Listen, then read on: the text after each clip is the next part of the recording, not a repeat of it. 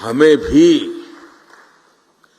अब तो पूरी दुनिया का पता होना चाहिए, हर यूनिवर्सिटी में काम होना चाहिए कि दुनिया आगे किस तरफ जा रही है, कैसे जा रही है, उसमें हमारा देश कहां है, उसमें हमारे युवा कहां है। आने वाले 15-20 साल उन बच्चों के हाथ में भारत होने वाला है, उनको मैं कैसे तैयार कर रहा हूं, ये हमारा बहुत बड़ा दायित्व है दोस्तों।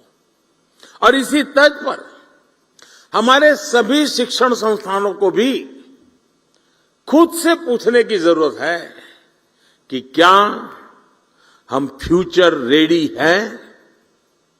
मैं आज दिन बिता रहा हूं, एग्जाम ले रहा हूं, कॉन्वोकेशन कर रहा हूं, क्या यही मैं जिस पद पर हूं वही काम है? क्या मेरा काम यह है कि मैं ऐसी संस्थान खड़ी करके जाऊंगा कि आज जो बच्चा मेरे स्कूल कॉलेज में आएगा, आजादी के जब 100 साल होंगे, जब वो बहुत बड़ी महत्वपूर्ण भूमिका निभाता होगा, तब मेरा देश वहां पहुंचेगा। मैं वो व्यवस्था आज पैदा करके जाऊंगा। आप सबको वर्तमान को संभालना है, आपके पहले जो करके गए हैं उसको आगे बढ़ाना है, लेकिन आज जो काम कर रहे हैं उनको फ्यूचर के लिए ही सोचना होगा और व्यवस्थाएं फ्यूचर के लिए विकसित करनी होगी। और क्योंकि आज बच्चों की जिज्ञासा ऐसी होती है जिनके उत्तर अभी मैंने कहा, मैं जिन बच्चों को मिलकर आया हूं, आपको भी घर में पता चलता होगा, छोटे छोटे आपके पोते पोती भी आपको सवाल पूछते होंगे, आपके नन्हे मन्ने बेटे अगर सवाल पूछते होंगे, आपको सोचना पड़ता होगा, अरे भाई ये कहां सर खा रहा है, वो सर नहीं खा रहा है, और का सर उसको जवाब नहीं दे पा रहा है। दोस्तों, वो सामर्थ्य आपके हर किसी के घर में ये अनुभव आया होगा जी। आज की पीढ़ी जिन बातों को लेकर के आती है, वो तो गूगल पर 10 चीजें सवाल पूछते, बोले आप क्या कह रहे हो, गूगल तो ये कह रहा है, आपको काउंटर करता है बच्चा। अब ये बच्चे आपकी यूनिवर्सिटी में 10 साल के बाद आएंगे, तब क्या हाल होगा आपका। हमें अभी से तैयार करना होगा अपने आप को। आप घर में भी उसके अपने बच्चों के साथ मिसमैच अनुभव कर रहे हैं। जब स्कूल कॉलेज के कैंपस के अंदर बहुत बड़ी मात्रा में युवा पीढ़ी होगी, इस प्रकार से नई सोच के साथ आई होगी, और हम वहां उसके योग्य नहीं होंगे, तो उनके साथ कितना बड़ा गहरा अन्याय हो जाएगा दोस्तों। और इसलिए आवश्यक है कि हम भविष्य को जाने, समझे, व्यवस्थाओं को विकसित करें। मैं अभी कुछ दिन पहले डिजिटल इंडिया अभियान के तहत गांधीनगर में एक एग्जीबिशन देखने गया था। वहां सरकारी स्कूल के बच्चे थे, 12वीं 10वीं या 11th के बच्चे थे। वहां बच्चों ने जो प्रोजेक्ट तैयार किए थे, जो आइडियाज रखे थे, मैं बहुत उसको समझने की, देखने का प्रयास कर रहा था, और मैं प्रभावित हुआ था इन बच्चों के काम से। रिसर्च का ऐसा पोटेंशियल, कम उम्र में ऐसे ऐसे इनोवेशन वाली बातें सुनकर मैं दंग रह गया। वहां कई बच्चे बायोटेक और जेनेटिक्स में इंटरेस्टेड थे। उनकी क्लास में जब साइंस के फंडामेंटल्स पढ़ाए जा रहे, तब वो जीन मैपिंग, एफिनिटी क्रोमेटोग्राफी और जेनेटिक लाइब्रेरी बेस्ड टूल्स की बात कर रहे थे। अब कितना बड़ा अंतर है, आप कल्पना करिए।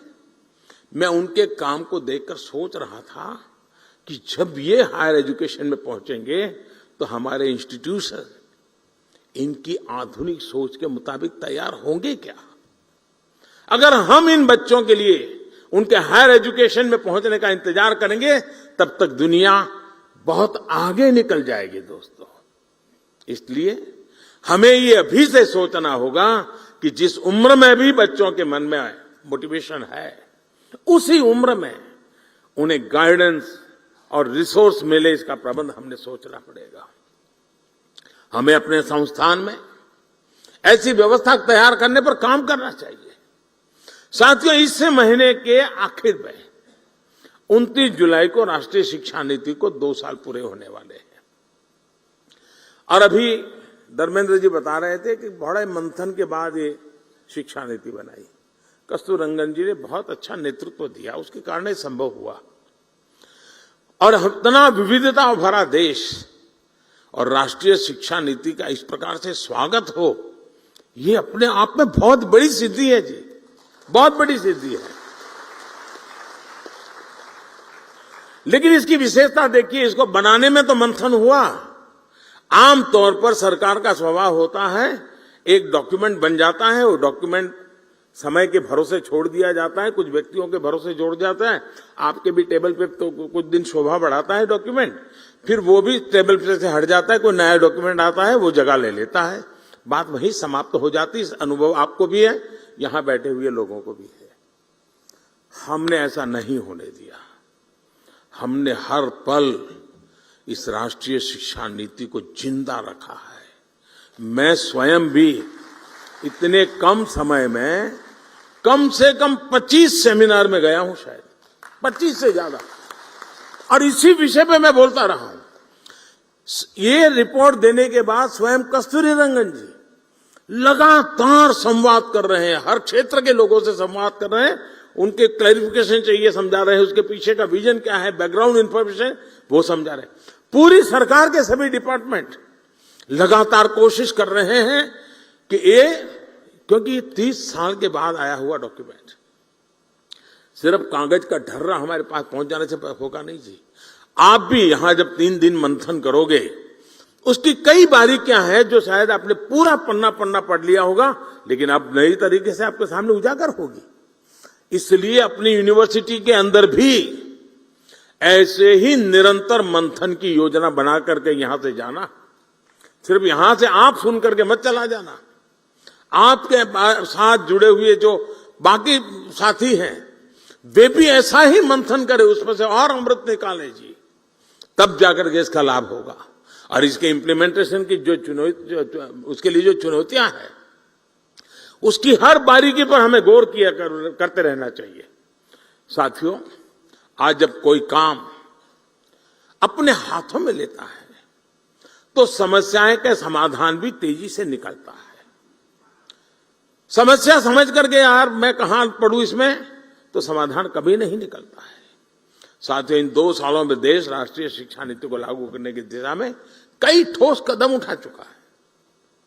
इस दौरान एक्सेस, क्वालिटी और फ्यूचर रेडीनेस जैसे जरूरी विषयों पर हुई वर्कशॉप ने भी बहुत बड़ी मदद की है। देश विदेश के एकेडमिशियंस, इनसे जो चर्चाएं हुई, मेरा भी देश के शिक्षा मंत्रियों के साथ, शिक्षाविदों के साथ जो संवाद हुआ, उसने भी इसी गति को आगे बढ़ाया है। और अभी कुछ दिन पहले हमारे धर्मेंद्र जी ने देश भर के शिक्षा मंत्रियों को भी बुलाया था, जैसे आपके साथ चर्चा कर रहे हैं, उनके साथ भी की थी। लगातार कोशिश हो रही है कि इन चीजों को हम 100% साकार कैसे कर पाए। राज्य सरकारों ने भी अपने अपने स्तर पर इस दिशा में कई महत्वपूर्ण कदम उठाए हैं, और आज सभी के प्रयासों का परिणाम है कि देश और खासकर देश का युवा इस बड़े बदलाव में भागीदार बन रहा है। साथियों, नई राष्ट्रीय शिक्षा नीति के लिए देश के एजुकेशन सेक्टर में एक बड़े इंफ्रास्ट्रक्चर ओवरहॉल पर भी काम हुआ है। इंडिया टीवी हर वक्त हर जगह डाउनलोड करने के लिए सर्च करें India TV news Google play store या ऐप स्टोर पर।